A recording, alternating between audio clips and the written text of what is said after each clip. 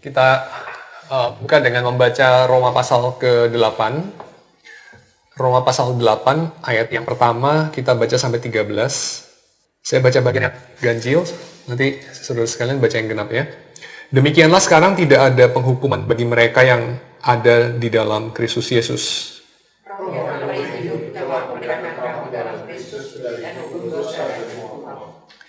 Sebab apa yang tidak mungkin dilakukan hukum Taurat karena tak berdaya oleh daging, telah dilakukan oleh Allah dengan jalan mengutus anaknya sendiri dalam daging, yang serupa dengan daging yang dikuasai dosa, karena dosa, ia telah menjatuhkan hukuman atas dosa di dalam daging.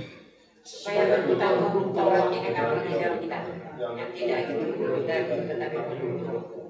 Sebab mereka yang hidup menurut daging memikirkan hal-hal yang dari daging, mereka yang hidup menurut roh memikirkan hal-hal yang dari roh.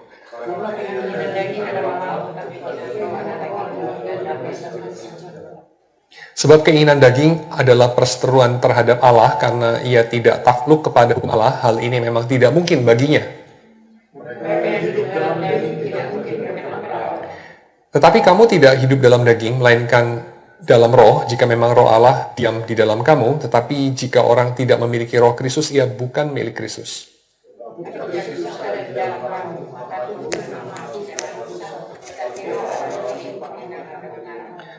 Dan jika roh dia yang telah membangkitkan Yesus dari antara orang mati diam dalam kamu, maka ia yang telah membangkitkan Kristus Yesus dari antara orang mati akan menghidupkan juga tubuhmu yang fana itu oleh rohnya yang diam di dalam kamu.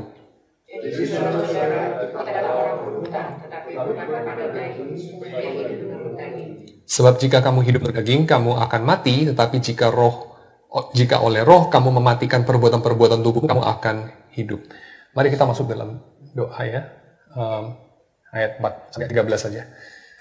Kami bersyukur ya Tuhan untuk segala pekerjaan Tuhan yang telah menebus kami. Engkau yang bukan hanya mengampuni dosa kami, tetapi Engkau yang menyempurnakan keselamatanmu di dalam pengudusan kami, di dalam Engkau merubah kami, sehingga kami menjadi manusia yang baru, sehingga kami diperbarui bukan dari luar, tetapi dari dalam. Kami diberikan hati yang baru, roh yang baru, sehingga kami menginginkan hal yang baik, sehingga kami mulai berhenti menginginkan hal yang jahat, yang menghancurkan hidup kami, dan yang membuat kami sulit untuk mengikuti Tuhan, membuat kami sulit untuk bersuka cita di dalam kebenaran, di dalam hukum Tuhan, yang Engkau berikan bagi kami, untuk kami hidupi, untuk kami boleh jalani.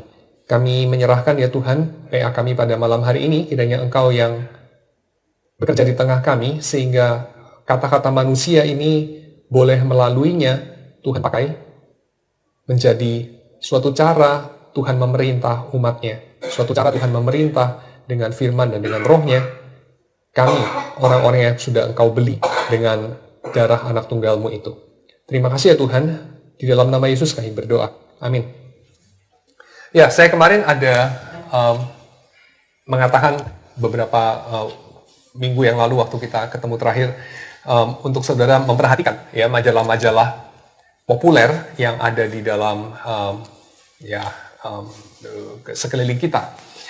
Nah, salah satu dari majalah itu saya coba ditampilkan ya, saya udah. Slide yang pertama ini rada tipikal, saudara pasti sering melihat majalah-majalah semacam ini. Ya. Nah, oke, kita melihat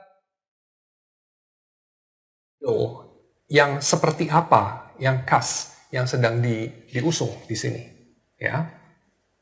Lalu kelima, coba kita cermati metafora akarnya, jadi root metafornya. Dunia ini digambarkan sebagai apa oleh budaya semacam ini. Lalu yang keenam, coba kita perhatikan bahwa apa yang disajikan di sini ini adalah kepingan-kepingan, ya pasti kepingan-kepingan. Tubuh dan dalam akar daripada deskripsi ini. Kita bertanya, menggali, ya kita tidak puas dengan permukaannya. Misalnya kayak tadi, lengan yang besar. Kenapa lengannya harus besar? Gitu ya. Kulit yang tidak ada selulitnya. Kenapa tidak? Good. Kalau nggak ada selulitnya, bagus, ya. Tapi kenapa itu menjadi sesuatu isu yang penting, ya? Dan seterusnya. Lalu kemudian artikulasikan, yang ke-8 ya, artikulasikan bagaimana mereka mengusung gambaran mengenai manusia. Jadi manusia semacam apa kira-kira yang mereka sajikan. Visi menjadi manusia itu, ya.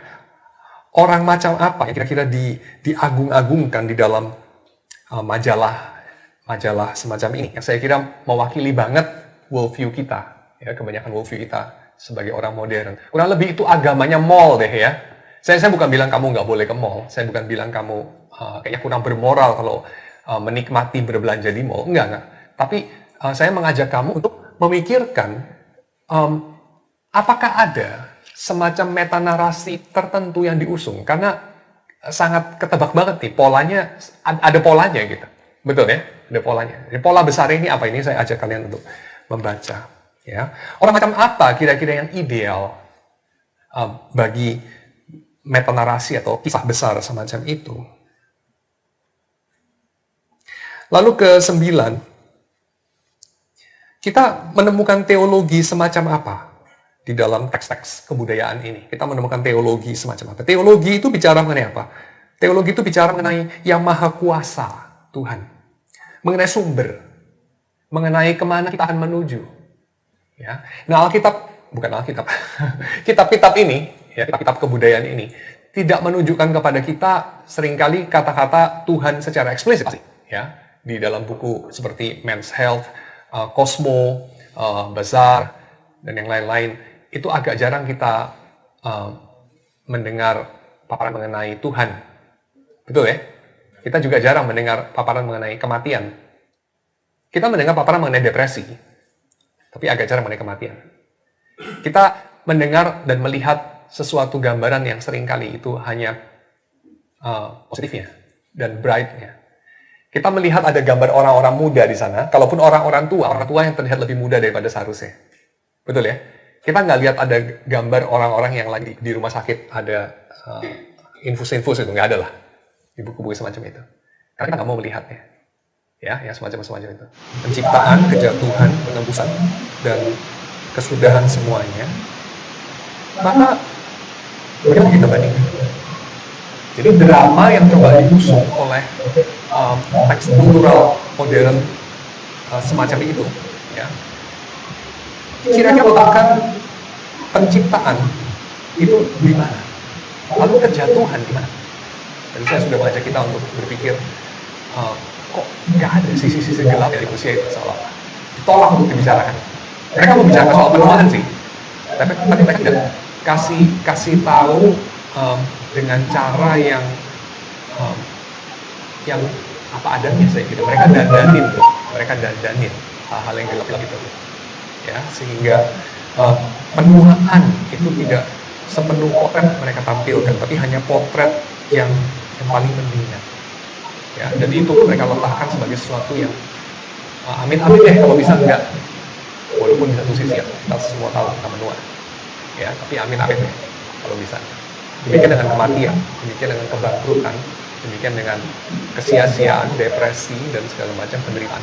Amin-amin deh kalau bisa enggak. Ya, kira-kira itu narasi dan cerita ini, tapi cerita Alkitab tidak seperti itu. Ya, oke. Nah, sekarang saya akan mengajak kita untuk melihat ada melalui kalimat ini ya, kata daripada Van Hooser mengatakan cultural text itu sebetulnya sungguh-sungguh mengungkapkan suatu proposisi, ya, suatu kalimat. Jadi kita bisa membacanya seperti kita membaca buku sebetulnya. Ya. Cuman masalahnya adalah proposisi mereka, kalimat-kalimat mereka itu tidak disajikan lewat argumentasi yang eksplisit. Ya. Mereka tidak mengajak kita berargumen, misalnya. Hidup yang sehat, cantik, lincah, selalu muda, tidak pernah sakit, terkenal, semua baik, dicintai, disukai semua orang, itu baik. Mereka tidak itu. Betul ya? Mereka tidak menyajikan argumentasi kenapa hidup harus seperti itu. Enggak. Mereka berargumentasi secara abstrak. Ya? Tapi ini tidak. Teks kebudayaan berargumentasi secara konkret. Mereka nggak mau ngomong yang abstrak lah, karena nggak menarik. Makna hidup, nggak ada lah, begitu-begitu ya. Bagaimana menghidupi hidup yang tidak sia-sia, abstrak banget. Nggak lah, yang konkret-konkret aja. Ya, kita sering feeling blue, down, kurang percaya diri. Kita sering merasa, ya, kurang populer, atau aku suka lah kalau lebih populer, atau lebih sehat, atau lebih lincah, atau tidak perlu khawatir dengan uang, atau dan seterusnya. Maka mereka menyajikan bagaimana cara itu secara konkret, ya, secara konkret. Bahasa mereka tidak abstrak, bahasa mereka sangat konkret. Jadi yang perlu kita perhatikan menjadi berbeda dengan teks-teks filosofis atau teologis yang lebih eksplisit dalam menampilkan proposisi mereka tentang apa artinya jadi manusia. Ya. Teks-teks yang kita barusan baca tadi dari Men's Health, Bazaar, dan kamu sudah baca satu majalah itu, kamu sudah baca semuanya basically, karena mereka ngulang-ngulang ya. Temanya itu saja sebetulnya. Tahun demi tahun, cuman selebritinya aja diganti. Ya.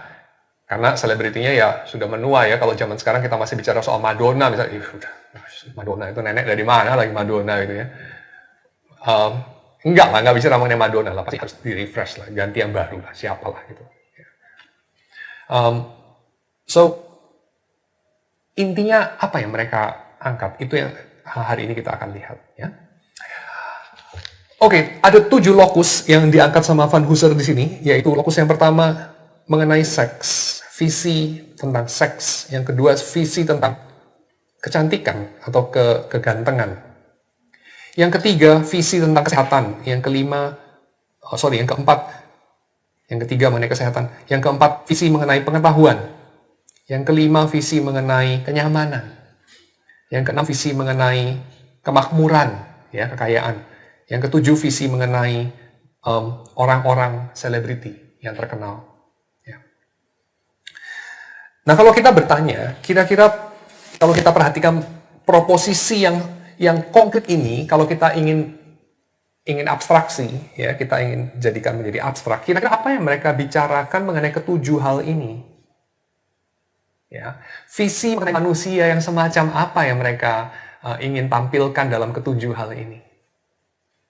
Kira-kira apa? Kenapa harus nge-gym misalnya? Saya tidak against nge-gym. Good kalau Anda nge-gym, ya. Tapi kenapa harus nge-gym? Kenapa Anda harus menaruh diri Anda dalam diet yang ketat ala Sparta? Misalnya membatasi asupan karbohidrat, gula, dan seterusnya. Anda mendisiplin tubuh Anda untuk sesuatu tujuan tertentu, yaitu tujuan menjadi menarik. Ya, kenapa? Apa jawabannya kira-kira? Jawabannya positif, jawabannya bukan negatif.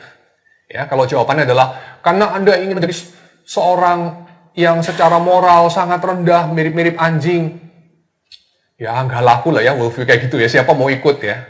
Nggak lah, pasti tidak. Jadi mengapa Anda harus menarik? Karena itulah makna hidup. Karena itulah artinya menjadi manusia. Menjadi manusia artinya adalah Anda itu diinginkan. Irresistible. Ya. Anda itu seksi, tidak gendut, Anda kuat, Anda bahagia, Anda itu cerdas, Anda tidak ketinggalan info, tidak ketinggalan zaman, Anda update, ya, up to date. Anda punya hidup yang mudah. Ini interesting. Kamu pernah lihat orang gini. Kamu pernah lihat orang mencapai sesuatu dengan gampang dan mencapai sesuatu yang lain, sesuatu yang sama dengan sulit. Kamu kira-kira lebih senang sama orang yang mana? Mencapai sesuatu dengan gampang atau mencapai sesuatu dengan sulit? Kita ambil contoh konkret. Misalnya orang main piano, udah main sampai 100 kali, baru kalian ke 100, akhirnya nggak ada salahnya. Susah banget dia mainnya. Atau orang yang baru bangun tidur dulu, gosok gigi, masih belekan. Itu pun kayaknya nggak bangun gitu, dia kayak kaget gitu gue bangun, terus langsung ditanyain orang, mainin lagu ini kan sama dia masih agak ngantuk atau masih error, dia main, terus mainnya, sempurna. Ya, dan itu pun dia mainnya kayak begitu mainnya gitu, ke belakang gitu ya. Bukan dia nggak lihat lagi dia ke belakang gitu. Bahkan mainnya mungkin gitu gitu ya, dari dia dibalik. Dia mainnya dengan senang. Terus kamu bilang apa? Ini orang mengagumkan. Mereka orang yang udah put effort sampai sehabis-habisnya. Terus dia bisa main dengan sempurna juga. Misalnya sama. Kamu kira-kira lebih impress sama orang yang macam itu? Pasti ya, tidak ada usaha terlalu keras, and yet dia bisa mencapai hal-hal. Ya, master itu begitulah. Gambarannya master itu begitu. Ya, tidak tertiup, gak keluar keringat, hasilnya hebat. Tapi kalau orang sudah keluar keringat, orang itu dapat nilai 100 ya. Harus kita tahu, itu belajarnya 1000 jam, tidurnya cuma sejam sehari, dan segala macam. Terus kita bilang, sama aja. Terus kagum kita luntur lah sudah. Benar ya? Kenapa begitu? Karena kita itu mengejar ease, ya, ease. Orang itu senang kalau hidup itu mudah. Hidup itu nggak ada pergumulan. Orang itu senang. Kita senang dengan orang semacam itu karena kita ingin jadi orang semacam itu. Ya.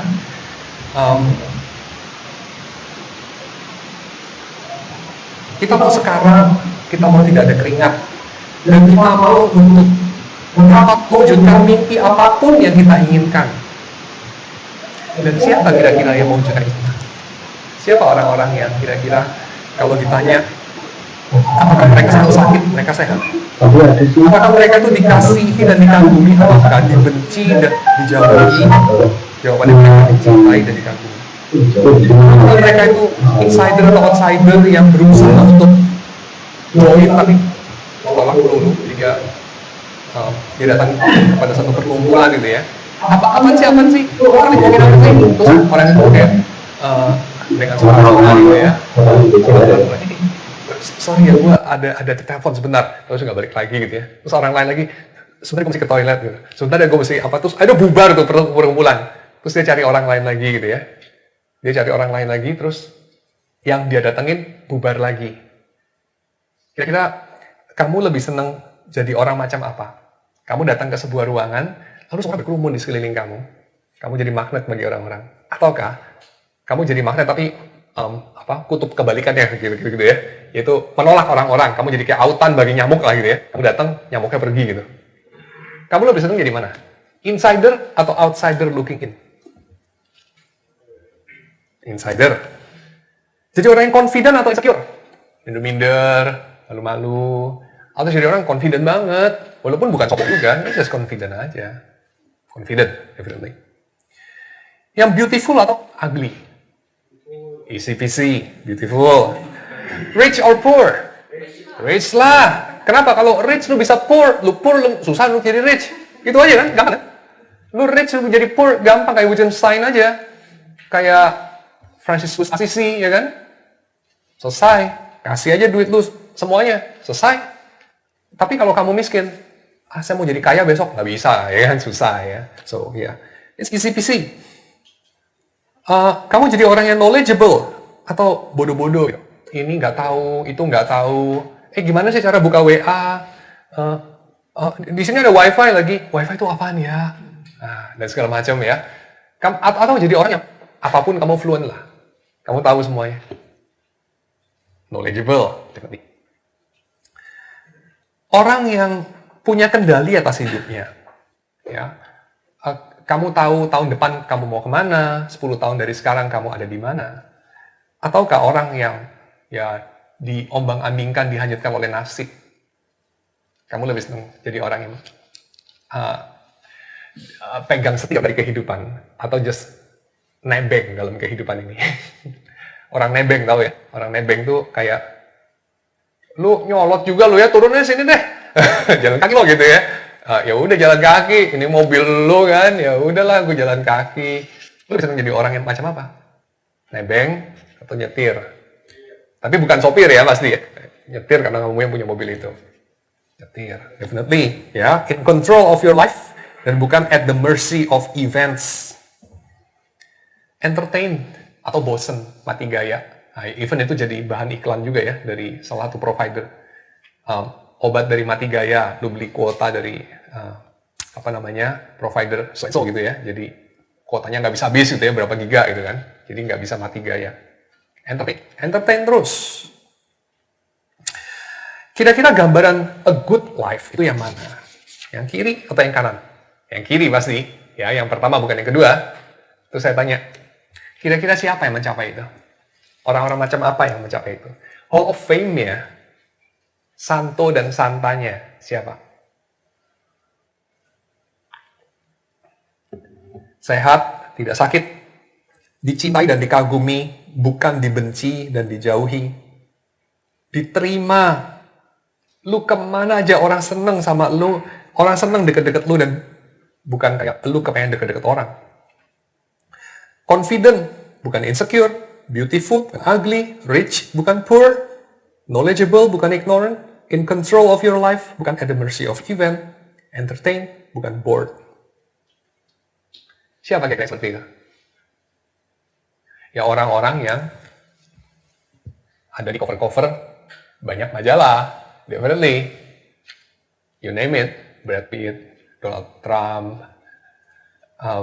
Bill Gates barangkali. Tergantunglah kamu termasuk hobinya apa, semacam gitu ya. Masing-masing punya santa dan santonya yang memenuhi kriteria ini. That's a good life. Lalu pertanyaannya adalah, saya mungkin selipkan satu anekdot yang konon terjadi betulan. Saya juga nggak tahu terjadi betulan apa enggak. Cuman konon, seorang wartawan bertanya kepada, saya nggak perlu sebut nama belakangnya lah ya. Seorang wartawan bertanya kepada seorang ibu yang bernama Melania, yang cantik sampai pada usia tuanya. Dia tanya, Melanie, kamu pikir kalau kamu nggak cantik, Donald itu mau nggak sama kamu? Saya nggak lagi ngomong tentang siapa-siapa ya. Melania, kalau kamu tidak cantik, Donald suka nggak sama kamu? Kira-kira mau sama kamu nggak? Tahu nggak Melania jawab apa? Sorry, saya salah. Saya tidak pandai bercerita mengenai, nggak pandai melucu. Dia tanya begini, Melania, kalau Donald itu tidak kaya, kamu mau nggak sama dia? Karena Donald itu sepertinya dalam usia tuanya juga tidak six pack, dia one big family pack. Dia juga bukan punya lengan yang berotot kayak si anak muda ini, definitely. Healthy, ya maybe. Tapi masalahnya adalah, si wartawan ini sepertinya tahu, Melania itu mengincar apa dari Donald. Lalu dia tanya, Melania, kalau Donald tidak kaya, kamu mau sama Donald? Kamu tahu Melania jawab apa? Pintar juga nih anak. Dia begini, saya tanya sama kamu, kalau saya tidak cantik, kamu pikir Donald mau sama saya? Wow, cukup pintar ya dia jawabnya, comeback-nya ya. Tapi, apa respon kamu? Menyedihkan. Betul nggak? It's a sad, real story. Very realistic, very sad. Kenapa very sad? Lu ngiri aja lu, very sad, very sad. Bilang aja lu mau, ngiri aja lu, ya. Lu nggak cantik kayak Melania, nggak kayak Donald. Terus lu bilang, halah, Bill Gates tuh berkali-kali. Iya, lu berkali-kali di bawahnya Donald. Ya. Well, very sad. Why very sad? Karena Melania sangat jujur. Dan dia mengatakan apa? Donald tuh maunya bukan sama saya, tapi sama cantiknya saya. Dan karena yang cantik dalam dunia ini bukan cuma saya, ya dia bisa sama siapa saja sebetulnya. Dan memang itu yang dilakukan. Dan ditanya, tapi kamu mau nggak sama Donald kalau dia nggak kaya? Kalau one day dia bangkrut, mau sama dia? Ya lu jawab aja sendiri, kalau lu mau nggak? Kurang begitu kan? Jadi artinya, apakah Melania mencintai Donald? Dan bukan uangnya? Tidak, dia mencintai uangnya saja. Kurang lebih itu kan? Tapi just fair lah. Saya jujur lah, kamu mungkin munafik, saya jujur. Kurang lebih gitu kan? Yes. Tapi itu menyedihkan. Kenapa menyedihkan?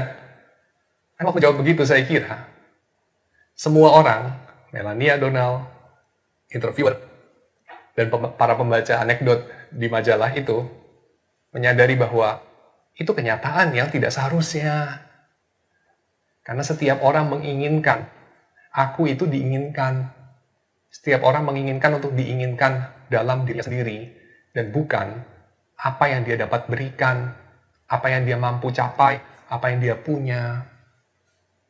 Semua orang, dari yang paling miskin sampai paling kaya, itu tidak mau kalau dia itu diinginkan hanya apa yang dia mau, apa yang dia punya. Dan setiap orang yang cantik, tidak ada yang mau kalau dia diinginkan hanya karena dia cantik. Gak ada. Betul nggak? Tapi sedihnya ini, ya nggak ada rotan akar menjadi. Sedihnya itu, ya. Dalam dunia ini nggak ada yang tulus lah. Tapi ya udahlah, kita memuaskan diri dengan apa yang ada, ya. Karena susah dapat yang genuine, ya sudahlah KW super, oke lah, daripada KW 3 ya, KW super, oke lah, Caputo lah. Tapi masalahnya adalah mengenai beberapa hal, khususnya mengenai kasih, penerimaan, ya, dan hal-hal yang sangat dibutuhkan dan diinginkan oleh setiap manusia, tua dan muda, kaya dan miskin, jahat dan baik, Kristen dan gak Kristen. Hal yang sangat dibutuhkan manusia, yang sangat diinginkan manusia, dan hal-hal yang seperti itu adalah hal yang saya kira berkaitan dengan apa yang Tuhan ciptakan manusia itu. Hal-hal semacam demikian itu nggak ada istilah KW lalu memuaskan, nggak ada. Ya, nggak ada istilah KW super lalu agak lebih memuaskan dari yang KW tadi, nggak ada. Mau KW super, mau KW 3, mau whatever, abal-abal, sama. Dia palsu. Hanya yang asli yang memuaskan. Ya. Kamu tahu bahwa anak kecil itu punya kemewahan ini. Anak bayi itu punya kemewahan yang tidak dimiliki sama Kaisar Romawi sekalipun. Apa itu? Anak bayi itu boleh menjadi dirinya sendiri. Dan dia diinginkan. Dia diterima, dia dikasihi. Coba bayangin, anak bayi. Nggak suka makan apa, dia lempar ke lantai. Mamanya bilang apa? Gue udah capek-capek bikin, ya. Lu tahu nggak gue bikin bubur itu 24 jam gitu ya. Lu lempar itu ke lantai, gue tabok lu 24 kali gitu kan. Enggak lah. Karena dia bayi. Anak bayi itu boleh ngapain aja. Dia kentut pun wangi. Karena dia anak bayi. Dia jelek pun dicintai sama ibunya. Karena dia anak bayi. Sewaktu bayi itu tumbuh menjadi makin dewasa seperti kamu dan saya, kita mendapati dunia itu tidak memperlakukan kita semewah lagi. Dunia itu mulai, termasuk orang tua kita dan dunia sekeliling kita, mulai menuntut sesuatu dari diri kita. Kita itu harus menjadi, harus memiliki, harus dapat mencapai sesuatu, baru kita diterima. Mulai ada separasi antara diri Anda dengan apa yang Anda dapat lakukan, apa yang Anda dapat tawarkan dalam dunia ini, apa yang Anda mampu untuk capai, prestasi Anda. Mulai ada gap itu. Dan Anda mulai menyadari bahwa Anda diterima bukan diri Anda, tapi apa yang Anda capai. Eksternalitas, bukan internalitas. Aksidental, bukan substansi yang diterima. Kurang lebih itu. Ya. Kenapa Anda tahu itu? Karena Anda pun begitu sama orang lain. Anda pun begitu sama orang lain. Tapi kita sama-sama tahu bahwa ini kenyataan yang menyedihkan sebab kita tahu bahwa hal itu tidak memuaskan, bahwa kita membutuhkan yang tidak ada itu. Ya, yang tidak ada itu. Oke, itu adalah visio mundi. Jadi, visio mundi, apa yang menjadi visi dari dunia ini, diangkat sama budaya populer, sesuatu yang iya bukan asli sih, tapi oke lah, ya barang KW, tapi ya sudah karena tidak ada barang yang asli kita puaskan diri dengan itu. Apa yang ditawarkan kekristenan? Kekristenan menawarkan ini, Seks itu bukan cara untuk kita memberikan sesuatu yang tak dapat ditolak, yang membuat kita kemudian sesaat merasa dikasihi, sesaat merasa diinginkan, sesaat merasa berharga, sesaat merasa menjadi raja atau ratu. Bukan. Tapi seks itu adalah pemberian yang diberikan untuk pihak yang lain. Pihak yang lain itu pertama-tama pasangan kita, yang kedua anak kita, yang ketiga dunia ini yang akan dibentuk dan dipenuhi oleh anak-anak kita dan anak cucu kita. Dan di dalam semuanya itu, dia menjanjikan internal connectedness. Jadi menjanjikan oleh seks itu bukan bahwa Anda itu secara mandiri dapat memenuhi kebutuhan Anda untuk merasa diinginkan, merasa dapat memiliki yang Anda selalu inginkan, tetapi bahwa Anda itu akan mengalami persekutuan. Persekutuan. Di mana dalam persekutuan itu, Anda tidak bersenang-senang sendiri, Anda membutuhkan orang lain secara sangat vulnerable. Itu yang namanya the gift of connectedness. Anda merasa dimengerti, diterima, menjadi pribadi di hadapan sang lain sebagaimana diri Anda. Dan itu pemberian yang dititipkan kepada setiap kita. Pemberian untuk mengasihi yang salah satu bentuknya, salah satu yang paling umum, salah satu yang paling kuat, salah satu yang kemudian Tuhan pakai untuk meneruskan spesies kita adalah seks. Tidak setiap orang itu kemudian memang diberikan situasi atau keadaan untuk melayankannya, karena tidak setiap orang menikah.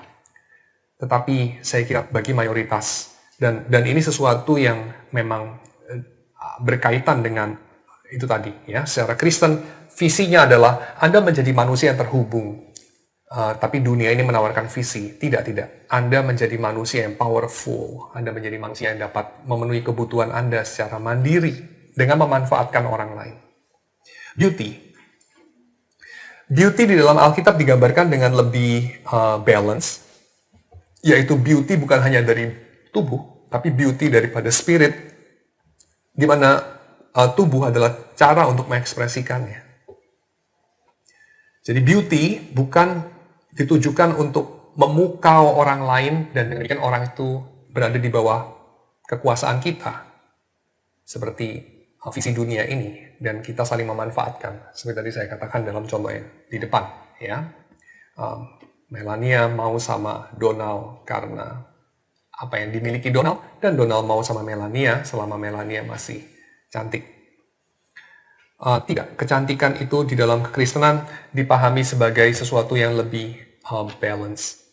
Kesehatan itu bukan diberikan sebagai sesuatu untuk kita dengan melalui kesehatan itu menikmati kebahagiaan versi kita, menikmati kekuatan versi kita, tapi sebagai suatu berkat Tuhan untuk kita boleh bersyukur, berkat Tuhan untuk kita boleh melayani, berkat Tuhan untuk kita boleh melaluinya mengekspresikan kemuliaan Tuhan, walaupun itu sesuatu yang tidak bersifat necessary, ya. Jadi artinya bukan hanya melalui kesehatan saja Tuhan itu memancarkan kemuliaannya lewat diri kita, tapi juga melalui ketidaksehatan. Ya, Paulus itu menyaksikan hal itu. Bukan hanya melalui ketidaksehatan melulu, jadi kesehatan itu penting juga.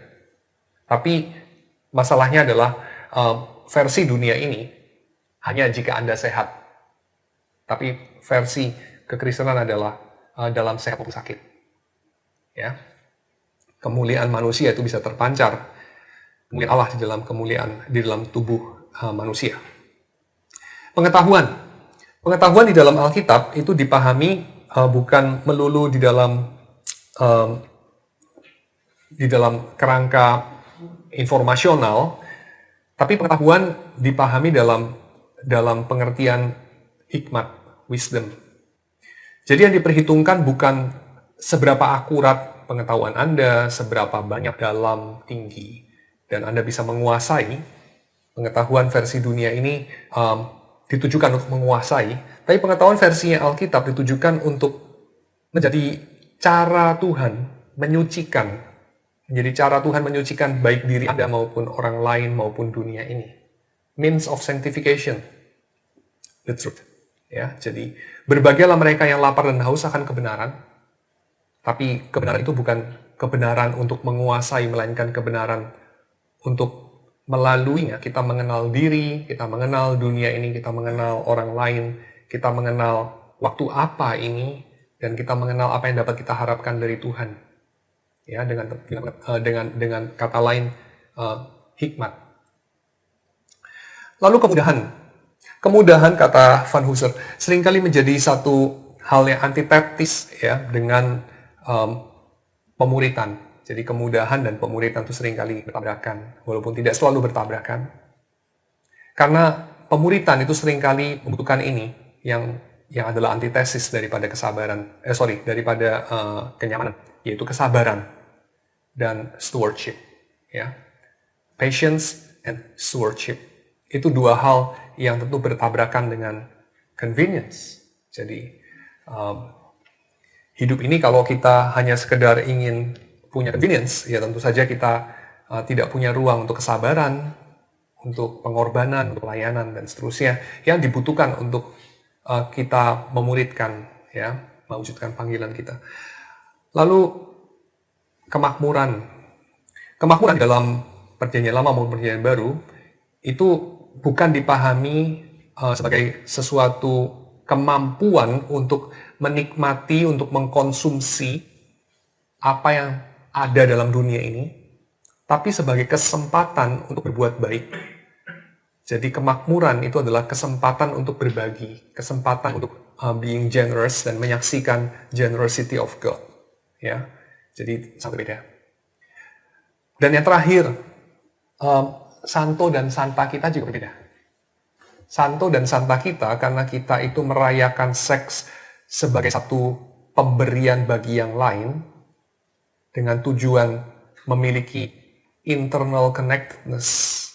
Karena kita merayakan beauty sebagai sesuatu yang lebih balanced, beauty of the spirit and the body. Karena kita merayakan kesehatan sebagai berkat Allah yang tidak harus demikian. Kita merayakan pengetahuan sebagai hikmat, sebagai cara Tuhan untuk menyucikan dunia ini dan diri kita. Kita merayakan convenience sebagai, ya, saya kira bagian daripada pertolongan Tuhan. Kita merayakan kemakmuran sebagai kesempatan untuk berbuat baik. Maka selebriti kita saya kira tidak sama dengan yang gambarnya kita jumpai di majalah-majalah populer. Selebriti kita itu ya terdiri atas orang-orang semacam Paulus, Petrus, Agustinus, Luther, Calvin,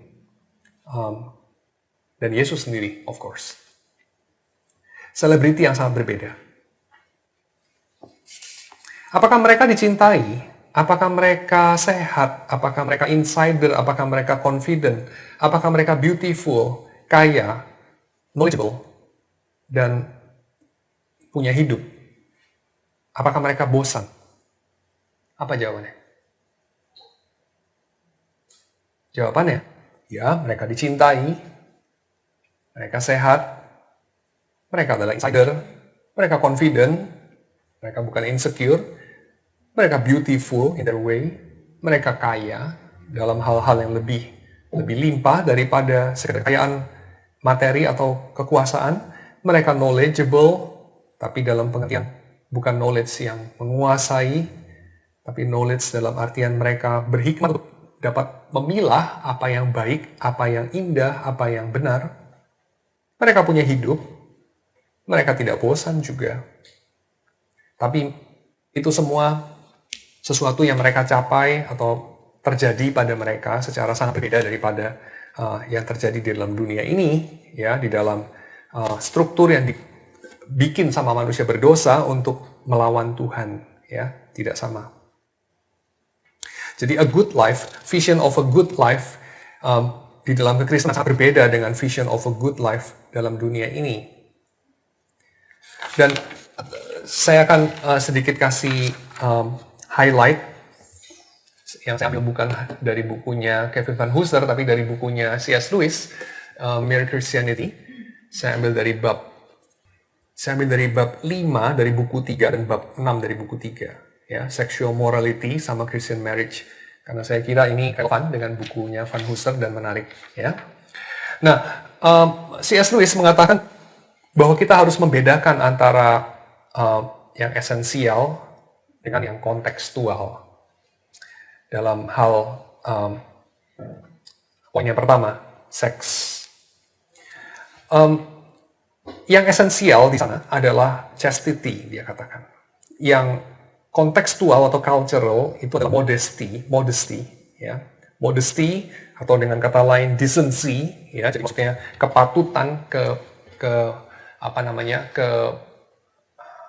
kesusilaan, mungkin kurang tepat kesusilaan, kepatutan mungkin ya, kepantasan. Itu berbeda dengan chastity. Chastity, kesucian.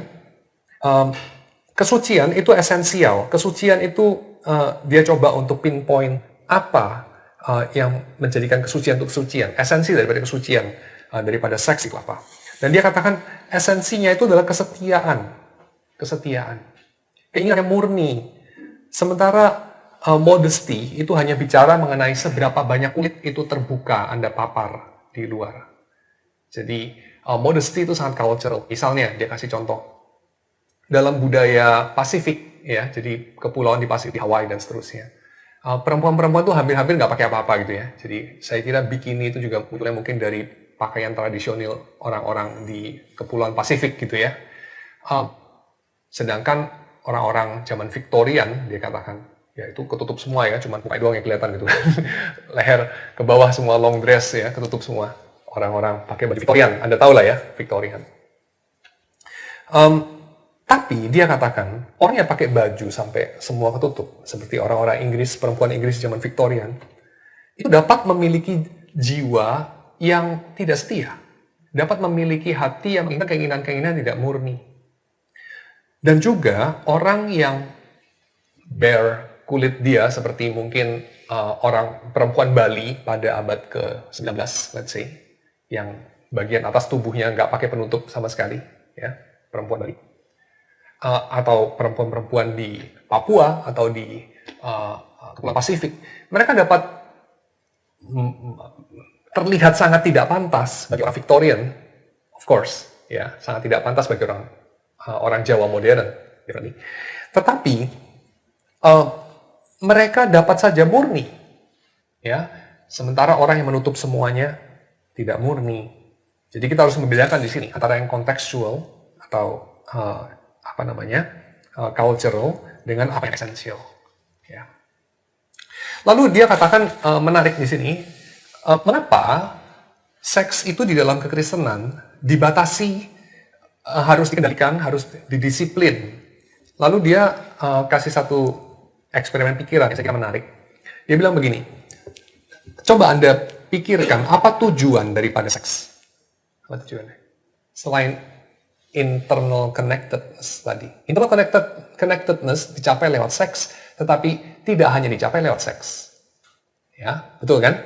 Karena orang bisa connected, terhubung dengan orang lain, nyambung banget gitu ya, intim dengan orang lain, hati ke hati, tanpa dia itu kemudian punya relasi seksual dengan orang itu.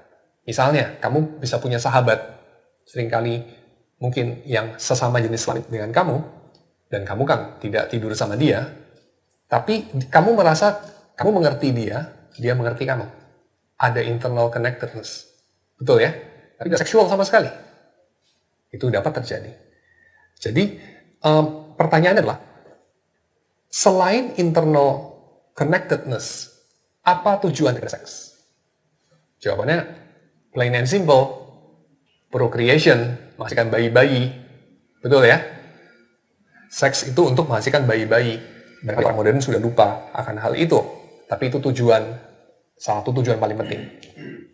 Dan pertanyaannya adalah, kata C.S. Lewis, kalau Anda membiarkan orang mengkonsumasi keinginan seksualnya setiap kali dia menginginkannya, kira-kira apa yang terjadi?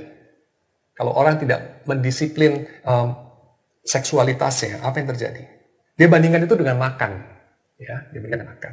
Apa yang terjadi kalau setiap kali Anda ingin makan apa saja, makan di mana saja, kemudian Anda lakukan, Anda konsumasi keinginan itu, apa yang terjadi?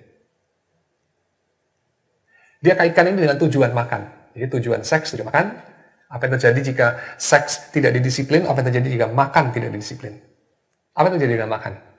Supaya lebih gampang gitu. Makan. Jadi gendut. Tapi orang tidak bisa makan dan kemudian menjadi terlalu gendut sampai konsekuensinya itu seserius seks jika tidak didisiplin. Kenapa? Nah, ini yang menarik. C.S. Lewis mengatakan, pada kasus seks, ketika Anda tidak mendisiplin itu, seorang anak muda, dan dia melakukannya dengan ratusan gadis-gadis, apa yang terjadi? Yang terjadi dalam waktu 10 tahun, dia bilang, dia bisa memenuhi populasi satu kota, dia bilang. Betul kan? Jadi konsekuensinya itu jauh lebih serius daripada kalau Anda memenuhi kebutuhan makan tanpa disiplin. Ya, dan tidak berhenti sampai di sana, karena seks yang tidak didisiplin itu kemudian akan menghasilkan apa? Kira-kira akan menghasilkan ini, dia katakan, ya, disease, jealousy, lies, concealment, ya, hatred, revenge, you name it. Apa yang terjadi jika Anda itu punya kehidupan seks yang liar? Saya tidak langsung mengatakan bahwa itu nggak boleh, itu nggak bermoral, lu kayak binatang, enggak. Karena saya kira itu semua orang udah tahu lah, ya. Tapi saya akan mengatakan, kira-kira konsekuensinya apa ya? Kalau kita bikin eksperimen pikiran semacam itu. Konsekuensinya saya kira, pertama, Anda akan sulit untuk setia kepada satu pasangan. Ya, by definition. Ya. Yang kedua, apa yang salah dengan itu? Hei, tidak setia dengan satu pasangan, apa yang salah dengan itu? Selain daripada dikutuk gereja gitu ya. Wah, dikutuk gereja, gue juga nggak takut sama pendeta lah ya, kutukannya nggak mempan, misalnya gitu ya. Oke, good. Tapi apa yang salah dengan itu? Apa yang akan terjadi kira-kira? Apa yang terjadi? Pertama, Anda akan kehilangan ini, kepercayaan. Kedua, Anda akan kehilangan ini, kesetiaan. Tidak ada kepercayaan, tidak ada kesetiaan. Kira-kira apa lagi? Anda akan kehilangan ini, kemewahan untuk menjadi lemah, kemewahan untuk menjadi tidak menarik, kemewahan untuk menjadi diterima walaupun buruk dan tidak menerbitkan keinginan. Anda harus selalu cantik, Anda harus selalu sehat, Anda harus selalu kaya, Anda harus selalu pandai, Anda harus selalu pegang kendali. Anda nggak punya kemewahan untuk menjadi vulnerable, untuk menjadi lemah. Betul apa tidak? Betul ya? Itu sebabnya majalah-majalah itu memberikan suggestion. Saya bukan mengatakan bahwa yang baca majalah ini definitely pro kepada free sex dan seterusnya. Tidak. Tapi narasi yang diusung majalah-majalah ini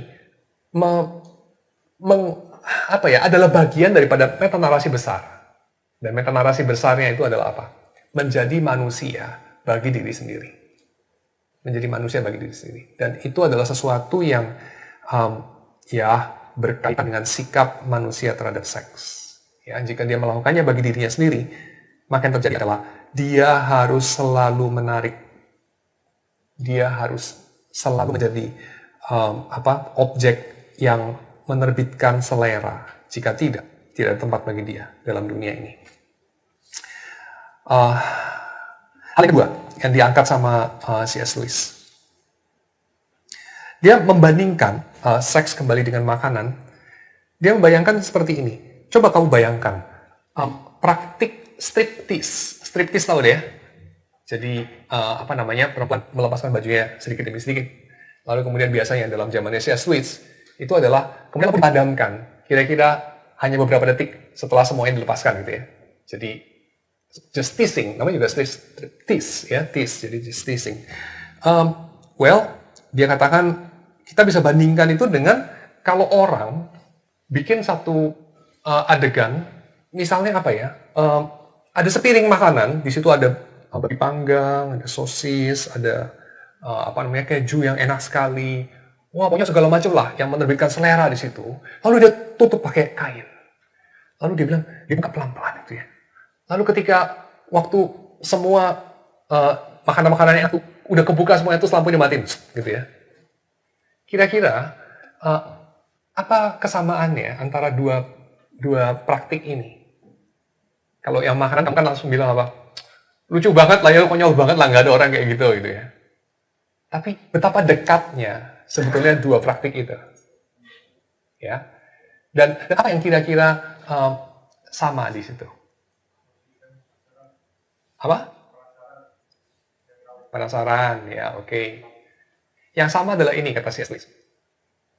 Seks itu untuk apa tadi pertama-tama? Procreation sama internal connectedness. Tercapai nggak dengan melihat yang berganti-ganti, pornografi misalnya? Tercapai nggak internal connectedness sama procreation? Ya enggak lah. Gimana bisa tercapai? Nggak tercapai lah, pasti. Ya. Kedua, makanan. Apa fungsinya makanan? Kenapa kamu menginginkan makanan? Kenapa kamu makan? Supaya tubuhmu sehat. Supaya tubuhmu itu ada repairment. Karena tubuh kamu itu dirancang tidak cukup untuk berfotosintesa atau apalah, masih makanan sendiri dari udara atau apa gitu ya. Tapi kamu butuh asupan dari luar gitu ya, makanan.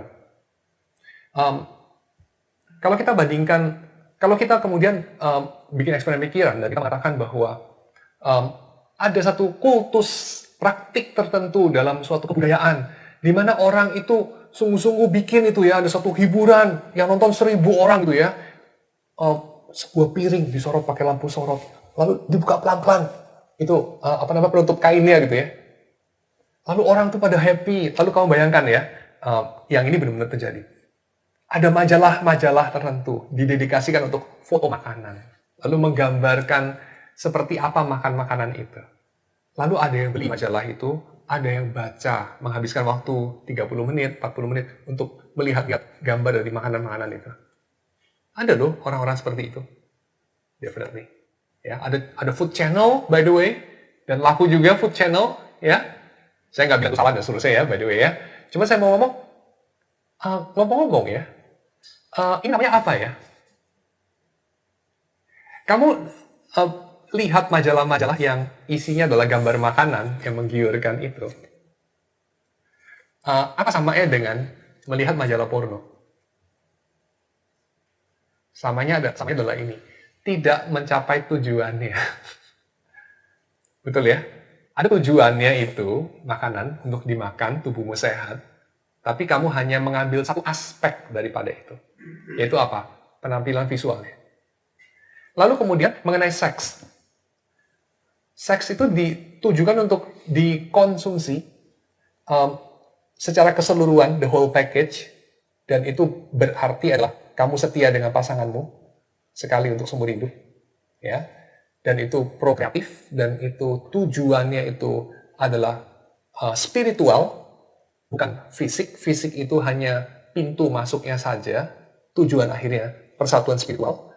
Tapi kamu puas dengan satu aspek visual atau aspek fisik, betul ya? Jadi itu mirip seperti satu cult yang kita langsung bisa lihat konyolnya, tapi sekarang mungkin nggak terlalu kelihatan konyol karena quite realistik sekarang pun ada. Cult melihat-lihat gambar makanan, kurang lebih gitu. dan itu adalah orang psikologi punya istilahnya itu gitu. Fetisisme, ya, fetisisme.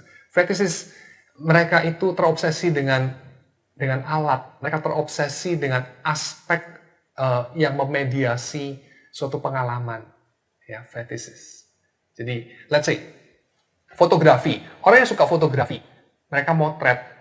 Seorang fetisis fotografi, mereka kumpulin alat foto. Mereka terobsesi bukan bikin gambar, mereka terobsesi baca review kamera, kayak saya lah kurang lebih. Ya. Ambil satu aspek, bukan yang esensial, bukan tujuan akhir, lalu kita besarkan, lalu kita puas dengan itu. KW3. Kenapa? Karena sedihnya, yang aslinya nggak ada. Yang aslinya kita menolak karena kita membenci Allah dan kita membenci hukumnya. Ya, so sad reality.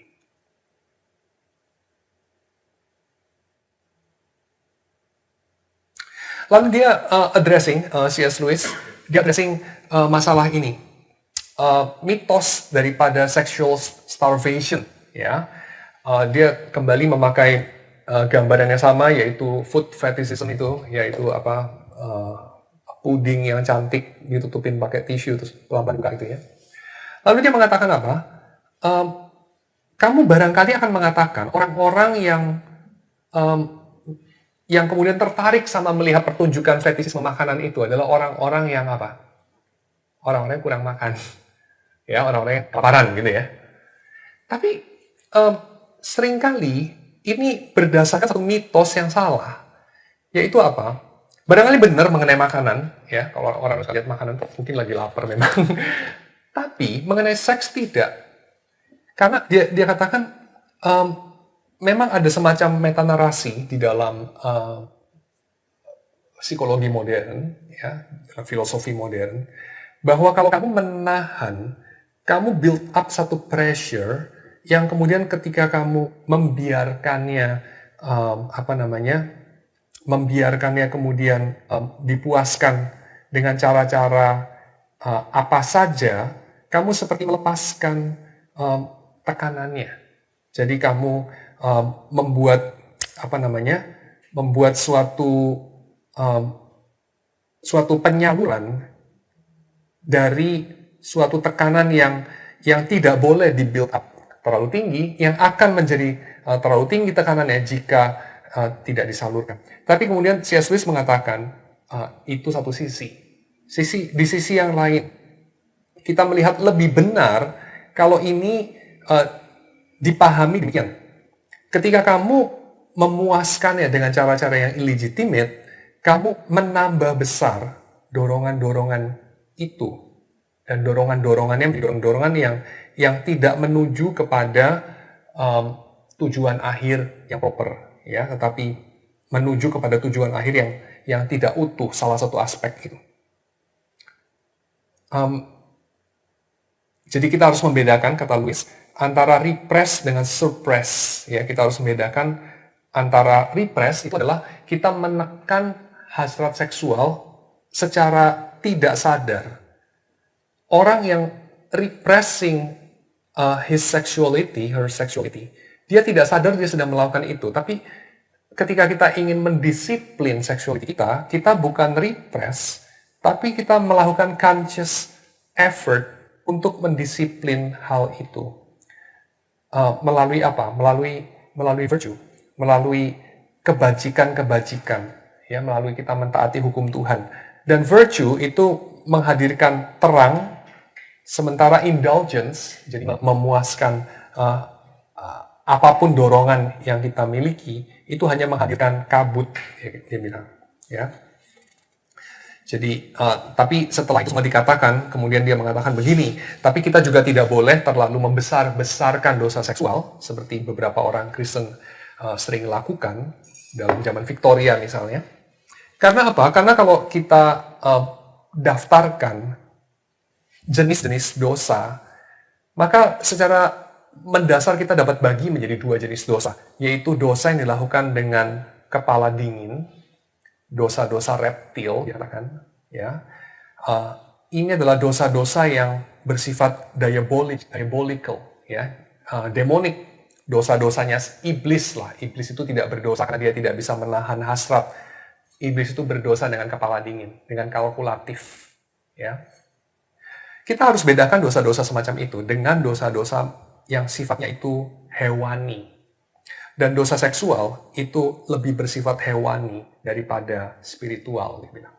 Itu membuat kamu tidak sampai seperti iblis, tetapi seperti binatang. Itu merendahkan kamu. Ya. Tetapi itu bukan yang paling parah. Yang paling parah itu adalah dosa-dosa yang kita seringkali tidak anggap sebagai dosa. Misalnya arogansi, ya, dominasi, dosa yang kita lakukan bukan karena kita menginginkannya, tetapi karena kita memikirkannya. Jadi itu bukan sesuatu hasil daripada hasrat yang tidak terkendali, tapi keputusan sadar. Dan itu berbahaya. Jadi setelah mengatakan semuanya itu, tidak menjadi kurang buruk sih, ya, tetapi kita juga terhindar dari bahaya membesar-besarkan hal yang bukan paling besar, ya, sehingga kemudian itu menjadi sesuatu yang juga buruk, ya, membesar-besarkan hal yang bukan paling besar itu.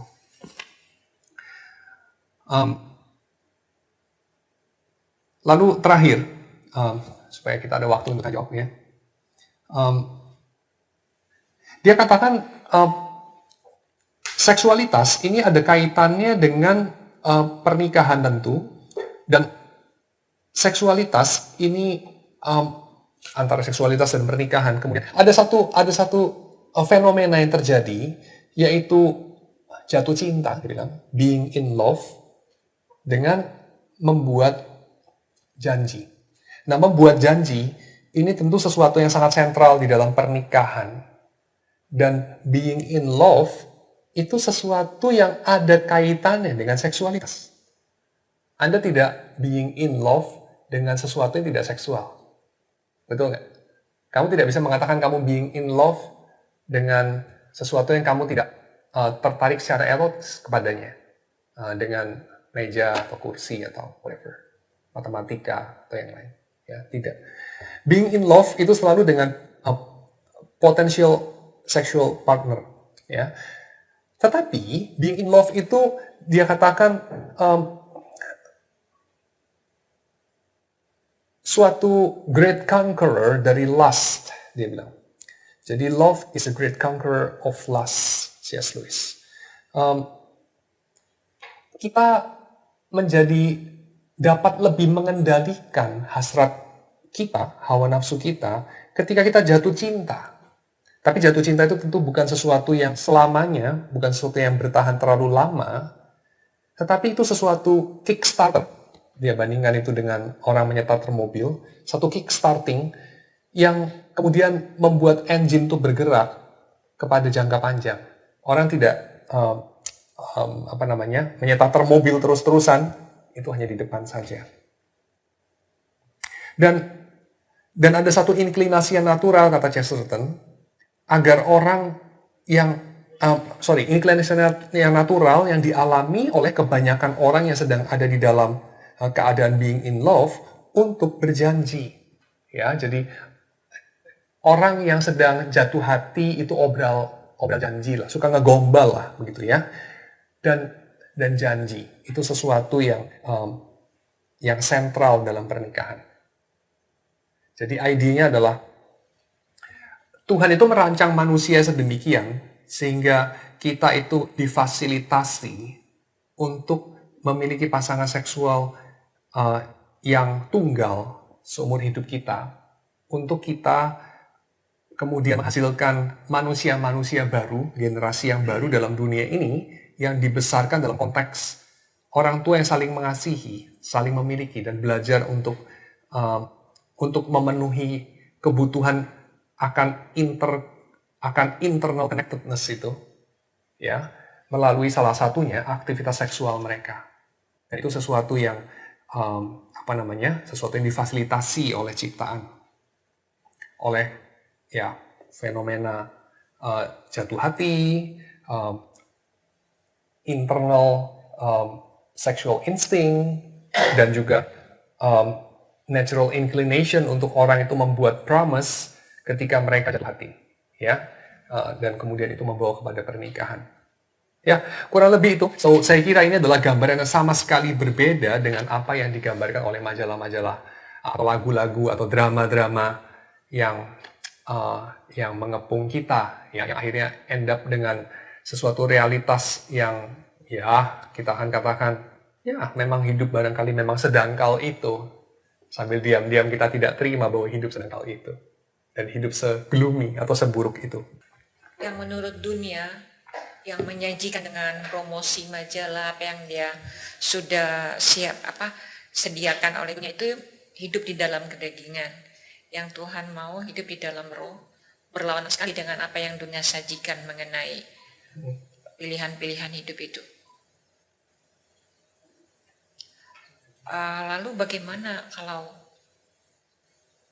orang sudah terlalu banyak keterikatan dengan dunia ini, padahal Kristen tapi masih suka sekali mencintai yang hal-hal dunia yang gak ada gini. Barangkali dengan mengajak bicara yang jujur, dan saya kira itu bicara yang jujur, yang pahit itu menarik juga bagi mereka. Tapi biasanya mereka mungkin kurang puas dengan jawaban-jawaban kita yang terlalu abstrak, mengawang-awang, terlalu yang kurang pahit. Tapi yang pasti kita harus turun kepada akar permasalahannya. Jadi kita tidak buru-buru condemning, ya, tidak buru-buru kita melempar batu, semacam itu. Tapi kita menemani, mengajak berbicara mengenai realitas yang menyedihkan ini, semacam itu. Ya, untuk memastikan bahwa dia sebenarnya mendapatkan penghiburan yang semu dari itu semua. Semacam itu, ya. Jadi sampai kepada kita tidak diciptakan untuk ini sebetulnya. Kita diciptakan untuk sesuatu yang lebih baik.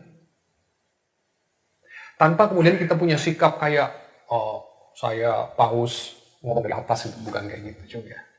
Ya, of course, karena itu pasti dengan gampang orang akan spotting, enggak kok, lu nggak sempurna di sini, di sana, di sini, di sana. Jadi akhirul kata ya, majalah-majalah ini bukan menghadirkan sesuatu yang sekedar tercerai-berai, sesuatu yang sekedar ya cuman Allah, ya lu itu berlebihan kali ya. Mereka itu cuman jualan baju renang, cuman jualan susu, cuman jualan minyak wangi, jualan alat fitness, jualan sepatu, cuman jualan lagu. Ya ampun, lu membacakan terlalu banyak lah. Mereka tuh cuman jualan yang perentil-perentil itu loh, cuma pengen duitnya aja. Enggak lah, enggak kayak begitu. Tapi ya well, kalau Anda baca, saya kira sangat jelas ya bahwa ada metanarasi yang itu saja yang diusung sebetulnya. Ya, dan kalau kita mengetahui metanarasi ini, kita mengetahui kita hidup dalam zaman apa, dan kita tahu bagaimana berbicara kepada diri sendiri, kepada anak kita, kepada dunia di sekeliling kita. Ya. Karena tiap-tiap zaman dan tiap-tiap konteks bisa lain-lain ya. Mereka dulu di Kanaan itu berjumpa dengan Baal. Di Mesir mereka berjumpa dengan Ra. Kita sekarang di Jakarta nggak ada Baal, nggak ada Ra. Ya. Nggak ada lagi berhala-berhala itu, tapi yang ada ideologi, konsumerisme, hedonisme, ya, materialisme, dan segala macam. Dan seperti semua berhala, itu bukan masalah materi, itu masalah spiritual. Itu masalah spiritual. Ya, jadi orang itu ke tempat fitness, ke mall, ke galeri seni, ke bank, ke tempat pelacuran, mereka pergi ke diskotik, mereka pergi kemanapun ya, itu bukan urusan daging, itu urusan spiritual. Itu mereka sedang beribadah kepada berhala. That's it. Ya. Silakan. Karena kan kalau kita lihat tadi secara global ya, kita itu kan intinya kalau lari ke sana sebetulnya kan setiap intinya produk lah ya. Kalau kita bilang di sekarang tuh di dunia kan banyak produk ya, yang intinya baik kita terutama di dalam dunia ini sekarang itu ada namanya marketing kan. Di belakang marketing itu semua itu pasti ada tujuannya kan, ada filosofinya, ada segala macam. Karena kita nggak tahu kan masuk di dalamnya. Nah kita misalnya contoh aja makanan sehari-hari kan, yang tadi tentang makanan aja itu dibahaskan sampai ke detail sekali, sehingga kita bisa menikmatinya gitu. Dulu nggak ada show-nya, tapi sekarang tuh sampai bikin seperti apa gitu, detail sekali. Nah kita kan nggak mungkin melihat ke sana gitu kalau kita nggak bisa menikmatinya gitu kan. Yang tadi kan udah disampaikan bahwa itu dibuka, terus udah gitu cara menyajikannya gimana, menjadi gimana, marketnya kemana. Nah akhirnya kita juga boleh katakan tergiring ke sana. Ada yang memang bisa follow, ada yang enggak. Ada yang makanan hanya sekedar ya udah gua kenyang aja deh nggak apa-apa. Tapi ada yang sampai gua nggak mau kayak begini. Ini contoh aja kayak sushi teh ya. Ada yang misalnya bisa makan menikmati. Nah, kayak saya sendiri nggak terlalu menikmati gitu kan intinya gitu kan. Something wrong atau enggak gitu kan. Lidah saya atau apa gitu. Atau hasrat atau apa gitu. Nah ini satu hal yang saya pikir orang Kristen itu harus sebagai kalau ngomongnya tadi tuh seperti apa sih menyingkapinya gitu. Dari sisi alkitabiahnya gitu ya. Apakah kita ngikut ke sana? Akhirnya kan kita nggak mau ini terlalu dunia gitu. Kita nggak bisa dong. Kita ikutin mereka gitu kan. Karena kita memang masih hidup di dunia ini kan. Kalau ke orang-orang Kristen misalnya nggak mau, ya berarti tereksklusif kan sendiri kan. Nah itu gimana di dalam pola pikir yang tadi itu dalam dunia marketing khususnya orang-orang Kristen yang di dalam marketing itu sendiri gitu kan. Kadang tidak menyadari bahwa seperti contoh di dalam perbankan. Sekarang kan udah lihat-lihat tuh kayak imani segala macam. Nah, nanti mungkin yang seperti kayak yang di misalnya misalnya contoh kayak ada chips di dalam, kan itu udah pernah beberapa tahun yang lalu udah pernah kan disinggung tentang masalah itu. Sekarang aja kita kayaknya tidak sadar bahwa itu imani sudah menjalar ya, seperti kayak HP gitu kan. Gak usah pakai uang lagi deh gitu kan. Udah semuanya pakai HP. Jadi namanya kalau sekarang tuh udah sandang, pangan, papan, kesehatan, pendidikan, lalu internet. Itu udah jadi 6 cakupan gitu. Orang nggak ada internet mati gitu intinya. Nanti mungkin sekarang masih ada orang yang kayak gitu. Tapi berikutnya akan ada. Jadi era itu internet itu jadi orang tanpa itu nggak bisa jalan gitu. Seperti mau bayar, GoPay-nya kok mati gitu. Misalnya nggak ada wifi-nya gitu ya. Atau nggak ada pulsanya atau apa gitu, nggak bisa. Nah intinya orang Kristen ini sebenarnya harus menyikapi sebenarnya seperti apa sih gitu. Supaya kita nggak terperangkap dan kita menyadari bahwa itu apakah itu memang kita maunya seperti apa. Kita pengennya orang Kristen lebih follow ikutin Tuhan ya. Tapi kita juga bagaimana ini meng-create ini supaya kita mungkin nggak gampang juga. Misalnya kita mau membuat satu dunia yang lain gitu kan. Intinya kadang-kadang gereja juga apakah memang ini nggak boleh, itu nggak boleh. Misalnya contoh nih kata Tuhan nggak boleh. Tapi kita tidak create something gitu yang different gitu kan.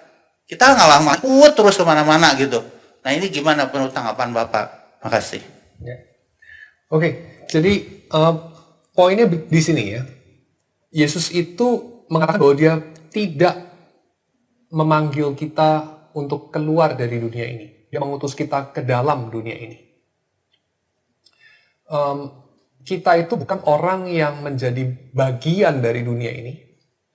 Tapi kita itu terpanggil untuk menjadi terang dan garam dalam dunia ini. Jadi pertanyaannya, apakah kita dapat untuk keluar dari dunia ini? Saya kira itu bukan panggilan kita. Perkara dapat apa tidak dapat, saya kira sangat sulit. Dan yang lebih penting untuk ditanya adalah bagaimana orang-orang yang adalah umat Tuhan pada masa lampau di dalam Alkitab itu menjalani hidupnya mengenai hal ini. Dan jawabannya kita bisa lihat di dalam cara-cara orang pada zaman Israel, Perjanjian Lama, menjalani hidupnya sebagai umat Tuhan. Kapan Tuhan mengatakan kepada mereka, mereka sudah hidup dengan setia, kapan tidak. Dan juga dalam Perjanjian Baru orang-orang Kristen. Ya. Dan pertanyaan, dan saya kira ini cukup sederhana kalau kita lihat, yaitu Tuhan itu tidak bilang orang Israel itu setia ketika mereka sama sekali tidak pakai misalnya kayu dari negara lain. Tidak pakai misalnya emas dari Mesir misalnya. Atau mereka sama sekali tidak minum air di Mesir misalnya. Bukan. Juga orang Kristen, mereka itu bukan dikatakan setia karena mereka misalnya bikin alfabet sendiri. Mereka tidak pakai bahasa Yunani misalnya. Tidak. Mereka tidak pakai konsep-konsep daripada filsafat Yunani misalnya. Tidak, bukan itu yang menyebabkan mereka itu disebut setia. Jadi kalau kita lihat misalnya Injil Yohanes itu memakai istilah logos untuk menyebut Yesus, dan konsep logos itu sudah ada sebelum Yohanes memakai. Itu adalah konsep di dalam filsafat Yunani kuno. Jadi Yohanes itu memakai konsep yang sudah ada. Kerajaan Allah, kita sering dengar istilah kerajaan Allah. Kita sering dengar istilah Injil. Istilah kerajaan dan istilah Injil itu istilah yang sudah ada jauh sebelum kekristenan. Ya, dipakai di Romawi. Dan kita bisa bertanya kalau dengan demikian, apakah orang Kristen itu terpanggil untuk tidak ada kait-mengait sama dunia ini? Jawabannya tidak. Tapi orang Kristen terpanggil untuk memakai bahan baku apa yang ada di dalam dunia ini untuk mereka menghadirkan terang, untuk mereka menjadi garam, untuk mereka menghadirkan kritik yang mensubversi sistem dunia ini. Itulah orang-orang Kristen. Panggilan kita di sana. Ya. Jadi orang-orang Kristen definitely memakai sistem ekonomi dari Romawi. Mereka pakai duitnya Romawi. Ya. Orang-orang Yahudi itu kalau di dalam tempel malah nggak mau pakai. Mereka pakai currency yang berbeda. Harus ada falas penukaran uang dan segala macam. Orang Kristen mah enggak. Biasa-biasa aja. Ya. Cuman mereka memakai segala sumber daya itu, segala pengetahuan, segala kebudayaan itu secara berbeda. Jadi mereka mensubversinya dari jantungnya. Untuk apa kita mengerjakan semuanya itu? Itu yang berbeda. Ya, di sana. Jadi bukan kita bikin imani reform misalnya kayak gitu. Ya, kita bukan bikin misalnya apalah alfabet reform nanti ya kita bikin. Bukan seperti itu. Ya. Jadi kita memakai apa yang ada. Tentu apa yang ada itu tidak semua bisa dipakai juga. Ya. Beberapa hasil kebudayaan itu tidak dapat irredeemable lah, boleh dikatakan. Ya, tidak dapat untuk dipakai sama sekali. Ada yang seperti itu. Tidak semua dapat dipakai. Ya. Tetapi kebanyakan itu adalah sesuatu yang dapat dipakai dalam kerajaan Allah. Nah, itu yang kemudian kita itu yang kemudian kita hidupi secara berbeda. Jadi kalau pertanyaannya bagaimana, maka jawabannya adalah kita menghidupinya secara berbeda karena kita punya visi manusia itu apa, dan manusia itu dari mana, dan manusia itu menuju kemana yang beda banget sama dunia ini. Maka kita akan memakai segala sumber daya yang sama secara sangat berbeda. Kita boleh bertanya ini, singkat aja. Apa jadinya jika berkuasa itu kalau ada, baik, menjadi kesempatan kita boleh mengelola dunia ini bagi kemuliaan Tuhan, bagi kebaikan orang lain, bagi cinta kasih, bagi keindahan, keadilan, dan seterusnya. Tapi kalau enggak, ya enggak apa-apa. Menjadi kaya, kalau ada, baik, kesempatan kita bisa berbagi, kesempatan kita bisa bikin hal-hal yang baik dalam dunia ini, misalnya eradikasi polio atau malaria, atau angka buta huruf, atau mengentaskan kemiskinan misalnya, atau mengedukasi orang-orang di pedalaman misalnya. Tapi kalau tidak apa-apa, bukan masalah terlalu besar. Kalau kita sehat, baik. Kalau tidak apa-apa. Kalau kita menarik, ganteng, cantik, sehat, baik. Kalau tidak, bukan masalah besar. Kalau kita punya sikap semacam itu, yang mana itu bukan sikap dunia ini, definitely. Betul ya? Kalau sikap dunia ini, saya tidak populer, wah kiamat. Saya jelek, kiamat. Saya tidak sehat lagi, apa gunanya hidup saya? Saya tidak pandai, apa posisi saya dalam dunia ini? Saya tidak berkuasa, sudahlah habis saya. Dan seterusnya. Kalau kita orang Kristen, kita tuh punya sikap yang berbeda. Dan kira-kira perbedaan cara hidup macam apa yang kita akan hadirkan lewat itu. Jadi kita menghindari untuk mengatakan, nggak boleh ini, nggak boleh itu. Ya, tapi kita bertanya, untuk apa? Dan kita apakan itu? Itu pertanyaan yang lebih relevan, yang lebih penting. Oke. Ya, terakhir ya. Kita kan sebelumnya, kita tadi lalu pernah membahas satu topik itu, seven deadly sins. Seven deadly sins itu kita kenal sebagai dosa yang di luar daripada hukum Taurat, seolah-olah kalau orang bebas hukum Taurat, sementara dia tidak. Sebenarnya, ya, kita pernah bahas mengenai Seven Deadly Sins. Kalau saya melihat materi-materi yang ditampilkan tadi di majalah Metropolitan, Iya. itu ada secara implisit tuh menyajikan semua. Ya. Menyajikan. Nah, berkaitan dengan Pak Sony gitu ya. Bagaimana kita menyikapi yang ditawarkan oleh majalah-majalah itu, tawaran oleh dunia ini, hal-hal yang berkaitan dengan keseharian yang ada seperti itu, memang sulit untuk menghindari. Dan juga kita sebagai orang Kristen kadang kan menghidupi satu cara hidup yang berbeda gitu ya, mestinya dari orang dunia gitu kan Pak. Tapi kalau kita lihat banyak juga hal-hal banyak juga di dalam keseharian kita dipertontonkan oleh nilai-nilai yang juga dihidupi. Nilai-nilai yang bagaimana? Nilai-nilai yang mirip-mirip seperti itu lah tadi. Dan itu juga dan itu dihidupi enggak oleh orang-orang biasa seperti kita. Tapi dihidupi oleh tanda kutip hamba-hamba Tuhan. Kita kenalkan yang satu Instagram account yang bernama Pastor in Style. Kenapa saya nyebut Pastor in Style? Ini saya juga baru dapat nih dari teman kita tuh, Pak Apri. Dan saya lihat, wah iya luar biasa. Saya juga baru kenal itu.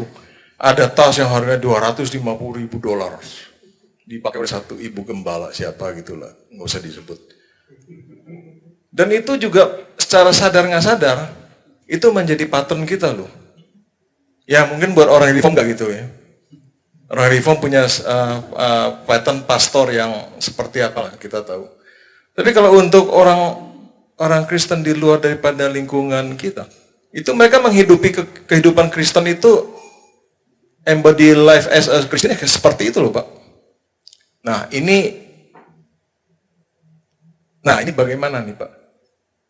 Dari perspektif Pak Yadi. Terima kasih. Ya, itu simpel aja sih. Yang pertama adalah kalau kita lihat pembedaan antara substansi sama konteks, ya, kita bisa melihat ini dengan jernih. Saya kira kalau kita membandingkan harga tas dengan dengan substansi apa yang ingin dicapai dengan memakai tas harga itu, nah kita bisa lebih jernih melihat perkaranya itu di mana. Bukan pada harga tasnya saya kira, walaupun harga tasnya itu bicara sesuatu, of course. Karena misalnya pada umumnya tas itu harganya bukan $250.000, tetapi let's say dengan $200 sudah cukup baik misalnya, maka pasti angka itu bicara sesuatu juga. Sama seperti kalau kita nggak bisa ngomong mengenai kalau orang itu makan 6 piring, misalnya gitu ya. Maksud saya tadi saya lupa.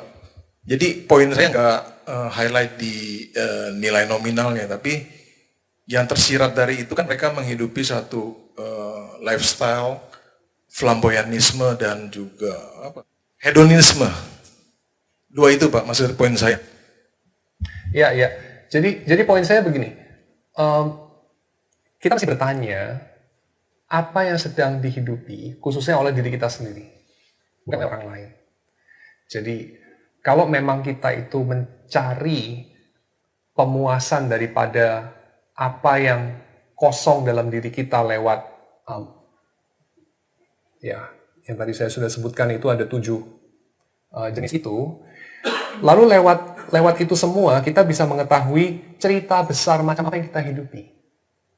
Ya. Jadi Basically begini saya kira. Kalau sosok pemimpin Kristennya itu tidak jauh beda dengan gambaran selebriti dunia ini, ya kurang lebih mungkin jadi cerita Kristen yang dihidupi itu ya cerita Kristen yang nggak ada bedanya dengan dunia ini. Mungkin itu. Jadi apa yang absolut, apa yang relatif, itu sesuatu yang berbeda dengan Kristen. Misalnya kalau Kristen, yang absolut itu adalah misalnya kejujuran. Kalau dalam dunia ini barangkali yang absolut adalah keberhasilan. Maka kalau kita bertanya itu, barangkali dalam cerita hidup mereka, urutannya juga akan sama. Misalnya itu. Kalau dalam cerita Kristen, yang lebih penting itu adalah spiritual beauty. Kalau dalam dunia ini spiritual beauty itu tidak ada. Nah, barangkali jawabannya juga sama dalam cerita mereka. Tapi saya nggak tahu, karena saya bukan mereka, dan saya juga tidak pernah kenal pribadi. Dan juga bukan panggilan saya untuk menghakimi orang yang saya tidak kenal secara pribadi. So, saya kira untuk kasus yang sama nyolok itu, saya kira setiap orang Kristen cukup cerdas untuk menghakimi sendiri sih. Ya. Tapi intinya itu apa yang dicari? Intinya itu adalah kita menghidupi cerita apa. Itu yang penting. Yuk, mari kita berdoa. Tuhan, kami bersyukur untuk segala penyertaan Tuhan bagi kami pada hari ini. Kami mohon agar Tuhan juga terus menyertai kami dalam perjalanan kami, dalam percakapan kami, sehingga dalam semuanya itu kami boleh tidak kekurangan mengucap syukur kepada Tuhan, dan dalam semuanya kami boleh memuliakan Tuhan dengan hidup kami, dengan apa yang kami kumpulkan dalam persembahan kami, dengan segala perenungan hati kami, kiranya boleh menyenangkan hati Tuhan. Dalam nama Yesus kami berdoa. Amin.